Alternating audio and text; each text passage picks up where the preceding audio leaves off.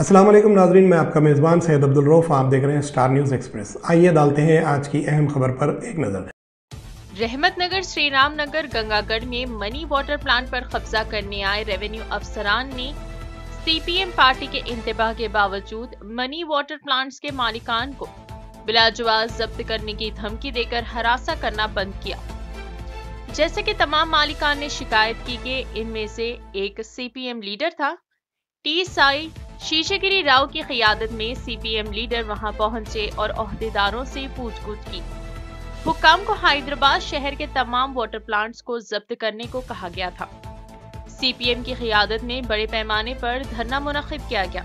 इससे कम होने वाले अहलकारों ने इस बारे में आला अफसरान को आगाह किया और कब्जा किए बगैर ही चले गए। इजाजत देने का वादा करते हुए 3 लाख जमा करते हुए रेवेन्यू इंस्पेक्टर विजय कुमार ने मीडिया के जरिए बताया कि इसके खिलाफ फौरी कार्रवाई की जाए।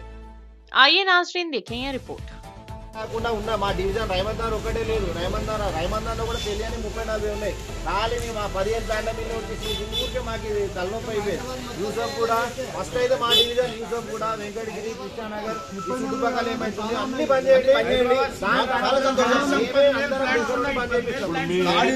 మీరు ఏం లేదు ఖాళీ కుర్చీ మీద కూర్చోసుకుని మేమే బంద్ చేస్తాం, మేమే తాడు కడతాం, మేమే అన్ని మొత్తం అన్ని చేస్తాం. మీ ఏరియాకి ఎన్ని వస్తాయి సార్? మొత్తం ఏ ఏరియాలో వస్తాయి మీకు?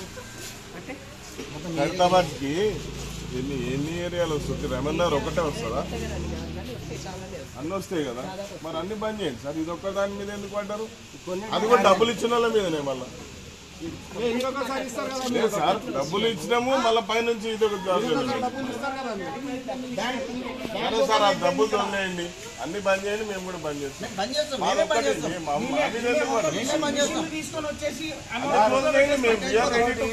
ఇంకోటి టిన్నుకి నార్మల్ గా నామినల్ 10 నుంచి 15 రూపాయలు సార్. మీరు పేదోడు పేదోడు కూడా వచ్చి